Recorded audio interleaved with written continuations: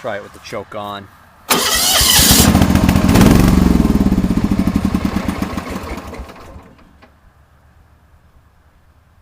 Yeah, that sure seems like fuel delivery now.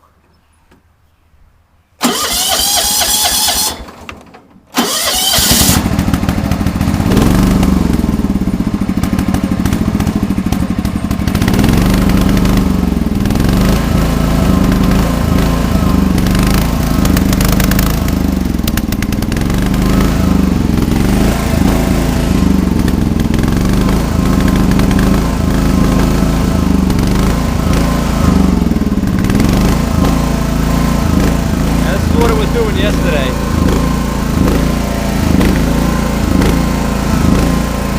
I wonder if moving it, driving it around, and bouncing it around as I drive across the field actually helps knock out whatever stuff is getting caught maybe in the system.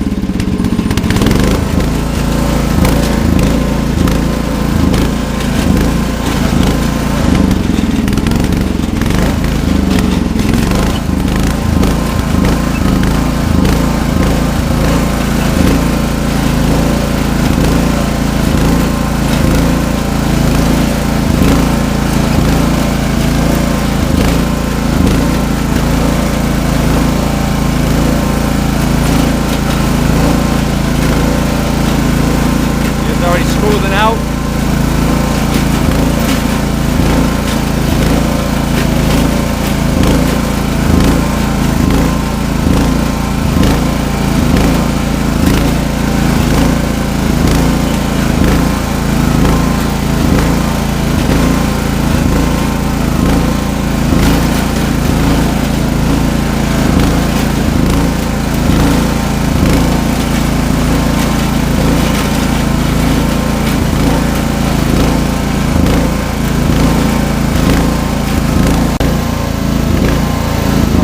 Obviously, it shouldn't be surging like that.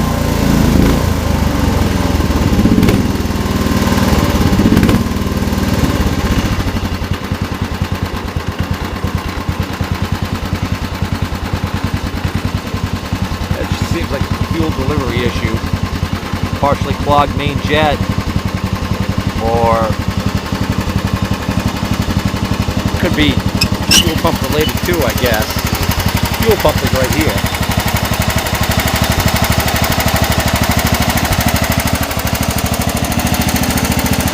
Starting to run better now.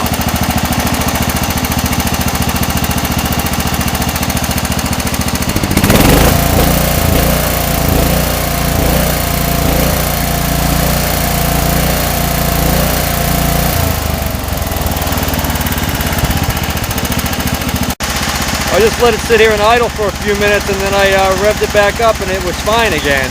So let's see what happens now.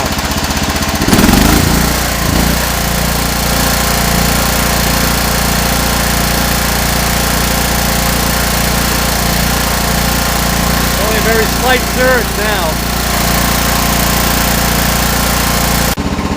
See, I like it when engines like don't start or just always run bad.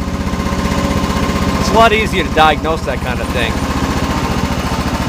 It's this kind of thing here where, you know, 1 minute it seems fine, and then you go several minutes running lousy, and then it comes back to running fine again.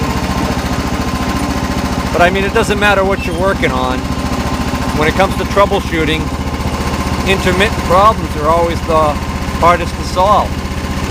Because sometimes you do something and it starts working and you think, oh, I solved it. And then you find out, well, no, you know, turns out it was just being intermittent.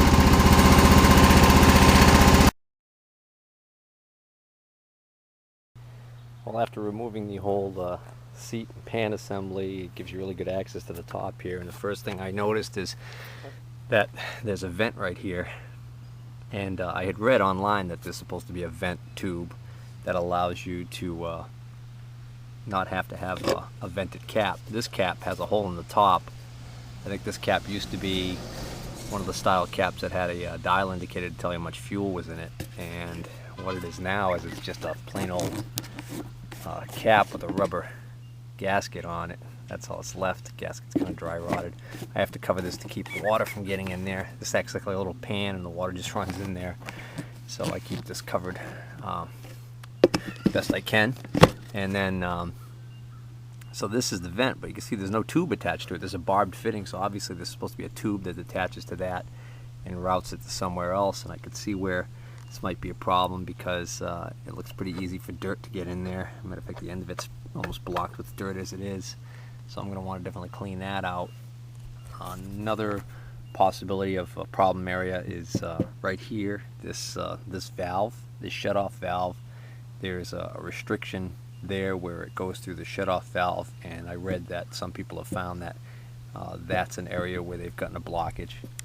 And then of course the other issue with these is the old fuel line.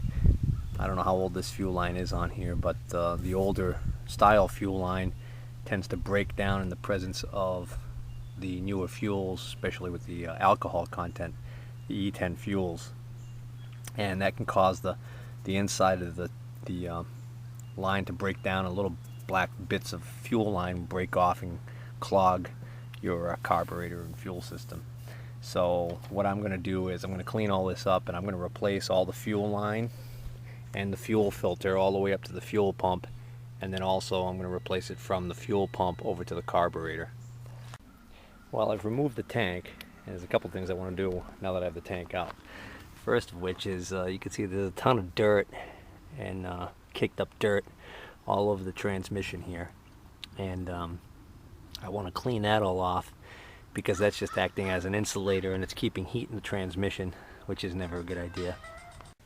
Alright, now that I got rid of that telemarketer, the other thing I want to do is I'm going to drain the tank, and I'm going to drain the tank into this relatively clean jar so I can just see if I see any debris or particles in the fuel or any water in the fuel. This is the dip tube assembly off the fuel tank for the 185, and I had read online that a lot of people had found that they found blockages in this tube causing problems, or in the valve assembly up here. And so what I did was I took this shutoff out from this end so that I could get a good look in there, and I was able to blow through it, and there was some restriction, and one of the things that came out looked like actually a dead insect. And then now, even looking through it now, you're probably not going to be able to see it on the video, but there's actually what looks like some pine needles or something in there. So there is some crud stuck in this this tube assembly, so I want to clean this up thoroughly. Okay, so what I did was I covered one side with my finger and blew hard into this side and could feel restriction, and then all of a sudden there was a pop, and this big chunk of material right here came out. So I definitely had a blockage, at least partial blockage in this tube. Now I've just got this copper wire that I'm going to basically route up this tube, scraping it back and forth, see if I can't get any other debris out. Well, I ran this up as far as I could, but this bend right here is pretty tight. But then what I did was I scraped it back and forth, pulled it out, blew in here hard while blocking the other side again, and again there was another pop, and quite a bit of debris fell out, and I believe it was pine needles that actually went flying with some force, so I didn't quite see it, but now is a distinct difference when I blow through it. It's a lot easier to blow through, and it sounds a lot clearer. Last thing I'm going to do is I'm going to wire wheel the outside of this because it's got some light corrosion on it, and I don't want that coming off in the tank into the fuel and getting sucked into the carburetor. So I use a soft bristled brass brush in my wire wheel, so it takes off very little material, but it cleans up nicely. So you can see this is what the tube looks like after it's been cleaned up. You can hardly recognize it compared to what it used to look like not more than a minute ago.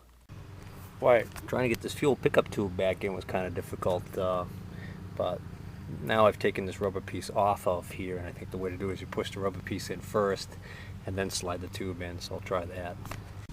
Yeah, that's definitely the way to do it. I put a little bit of soap on the rubber and slipped it right in there, and this way now this has almost got like a barbed fitting on it to push through, so that's how to do it. Of course I want to make sure the pickup tube is facing that way so that it fits angled down, goes into this lowest part of the tank. Well, I finished installing the new fuel line. I also installed a new fuel filter, and I also replaced the line from here to here. I'm not replacing this line that goes from here to the carburetor because I ran out of extra fuel line, and I don't know what I did, but I misplaced it. Anyways, make a long story short, I think that most of my problem was the fact that that dip tube, the pickup tube here in the tank, was so clogged. Of course, you saw in earlier videos I cleared that.